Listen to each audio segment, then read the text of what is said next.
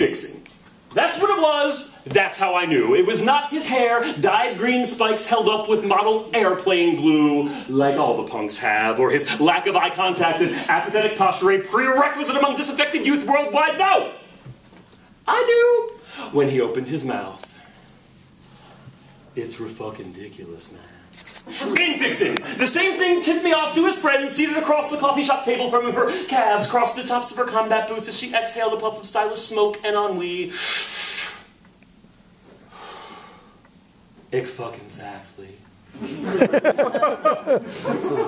The whole thing's a goddamn absurd. Infixing. It didn't matter what they were saying or what they thought it represented. There was something bigger than their words encoded in the way they were saying them. Infixing.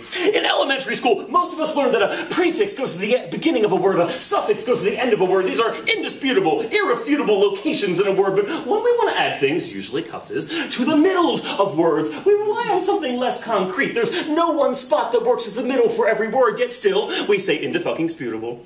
And it's era-cock-sucking-futable, and it is every time, and it all comes down to linguistics. Motherfucking-wistics. Now, you wouldn't know it, you certainly wouldn't be aware of why, but when we add a word, an infix, inside another word, in our heads, we are breaking that word into syllables, and so is everybody else. In 12th grade, my English teacher taught us that in order to determine the stressed syllable in a word, you call that word to dinner. Stretch its name out good and long. Disputable.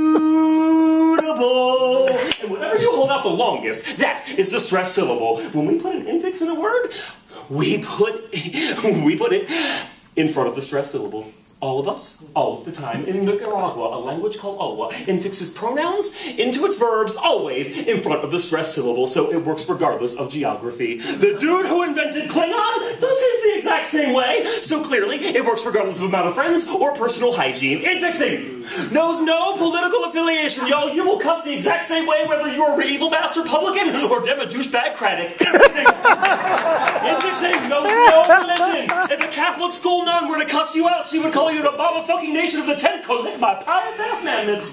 After which she would hightail it to the nearest fucking confessional and say 10 hail goddamn Marys and what this means. Is that at the kitchen door of our collective unconsciousness there was one lexiconic mother calling her children home, and it is always dinner time. Within the very same words we use to separate each other, we're reminded that we're connected. So, if I return to that coffee shop table and complimented that punk on his hair, he and I would be going through the exact same process as I called him misfucking-guided, and he called me self-goddamn-righteous. And it means that we're united. If we were German, we'd say fair-fucking-gleicht. If we were Japanese, we'd say uni-fucking-tato. If we were deaf, we'd say...